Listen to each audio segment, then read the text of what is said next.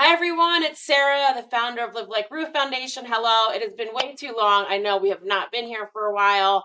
We're going to meet an incredible dog that came from the same shelter as Rue did and his owner. And I will just tell you now, I'm already in love with the dog. I think I have a picture from animal control and now I can't find it, but I do know that I have this picture that was on the animal control page. I think, Andrea, that's right. And there is also one of them in the lobby that I need to find and I will add it. But this is Uno. I'm going to bring in Andrea now. Hi, so nice to meet you, Hello. Andrea. Nice to meet you too. Who is this? So tell us first about how you adopted him from animal control, and then we'll kind of get to what's going on now.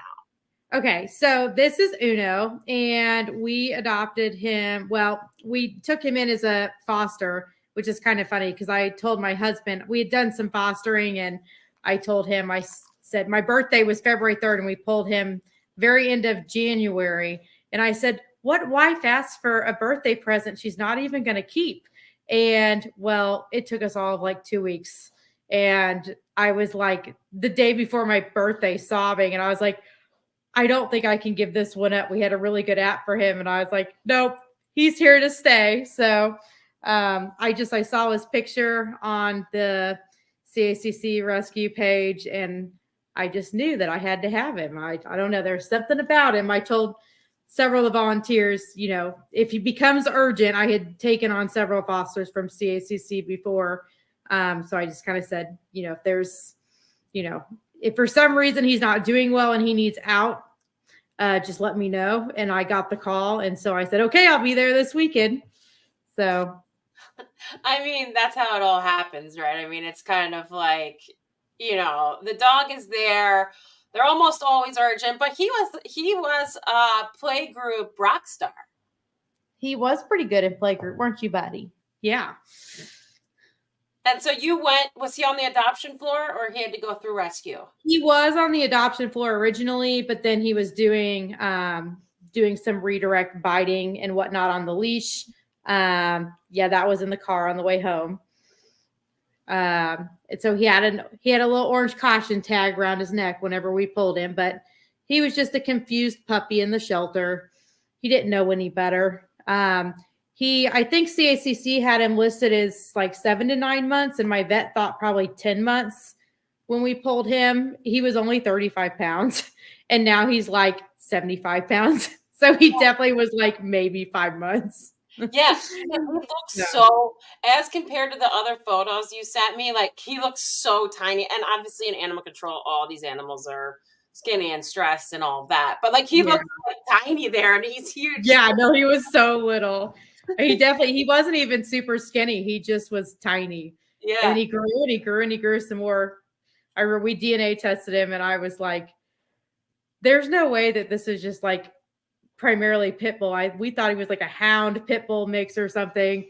No, he's like 90% American pit bull terrier. And he just kept growing and growing and growing. You got bigger and bigger, didn't you, buddy? Yeah. He's just the sweetest. So how long ago was that you adopted him? So that was about 6.5 years ago. Oh, so it's been a while. Yeah. So so he's probably about 7. Oh, yeah. That was at a family member's old house. He loves to swim in the pool. Yeah, I saw his pictures because I know he's got some siblings too, which is impressive. Oh, yeah. That's his best friend, Lena, in that picture. They have an ear party. It looks like they have a lot of ears their going ears, on. Yeah, their ears now flop the same way. He had the goofy ears at first, but now they flop the same direction. It's pretty cute. I love it. I love it. So I got your email. By the way, Andrea, I always ask people for pictures of their pets, and obviously everybody has like a lot of photos of their pets. I opened Andrea's email. I probably had like 250 photos. So like and that's a few. Yeah. My husband always laughs at me. He's like, you take way too many dog pictures. And I assume it's him, right? Yeah. Oh yeah. There we are. And that's a funny picture too, because it says all you need is love and crew, which was our foster dog at the time. Yeah, we adopted that one too. And we've adopted 2 more since then, but it's okay. Yeah, so. I love it. So I got your email, and I know, I think you had talked to Gina maybe from Animal Care and Control, who I'm friends with, and I know from my volunteer work at Animal Control that she now does, and through Live Like Rue as well, but we're friends. So tell us what's going on with Uno and kind of what we're trying to raise funds for here. Okay, so Uno, he's had a lot of health issues throughout his life, but we are currently, well, fingers crossed, we are cancer free now. But we had all of a sudden, I kind of noticed he had this small mass, and it wasn't very big. It was just like the size of a dime.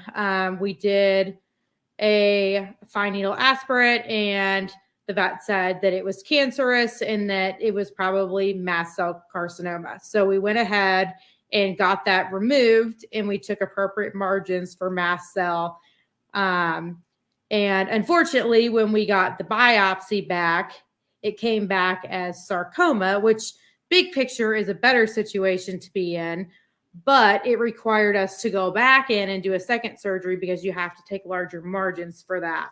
So the oncologist that reviewed his case said that she thought that if we didn't go back in and remove more tissue, that it was going to be like a 50% chance that he would get cancer again within the year, and that it would come back with a lot more vengeance than the current mass we were dealing with. So she recommended going back in and removing a bunch more tissue and whatnot. So we did that. I've got an amazing vet who did that for us. She let me watch the surgery and everything, which was really cool. So she let me be there start to finish with him. And so fingers crossed, we're cancer free now. And we took some really big margins, excessively so.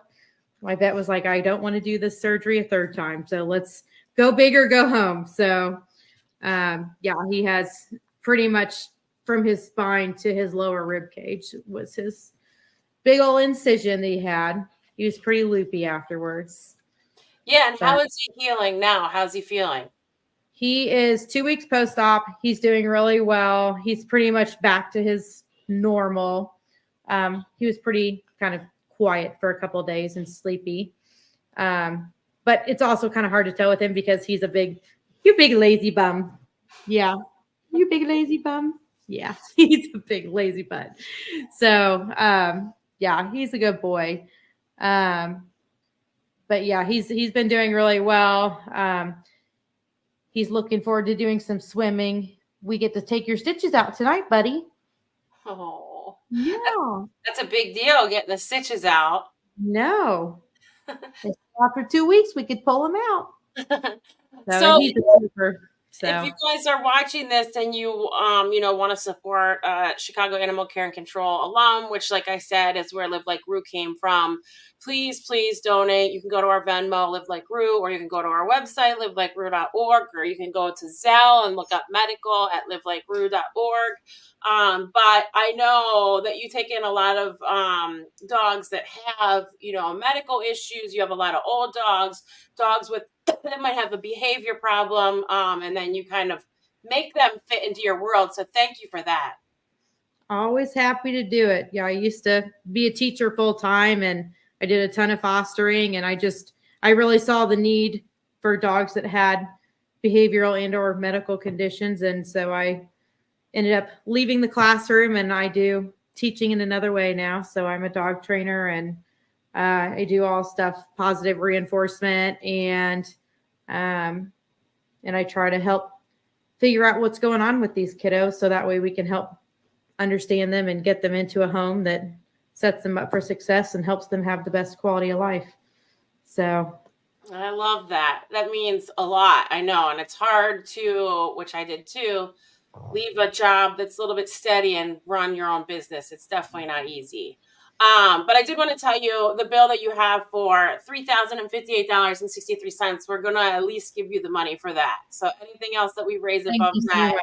we will get you those funds too. But you're guaranteed this 3,000 plus. That's awesome. That makes such a huge difference with all the things we've had go on with this kiddo, because he's been a major medical case all along, and we've put a way huge amount of money into him. He's been worth every penny, but Right, buddy? Yeah.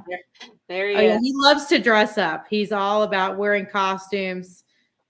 He's really good with people more than anything. I mean, he likes most dogs, but he's got a special way with people. He always knows who in the room needs him the most, and he always like gravitates towards them and changes how he acts depending on the person. So he's just very intuitive about people. So You gotta love that. You gotta love that. Andrea and Uno, thank you guys so much. Please, everyone, donate if you can, so I can send them even more money. I know they had to, like we said, re-go in and get better margins. So I would love to pay the $1,000 plus bill for that if we can get some more donations. But we love you. Thank you for thank adopting. you so much. It's amazing, and I'm obsessed with him. So be sure you pepper me with more photos.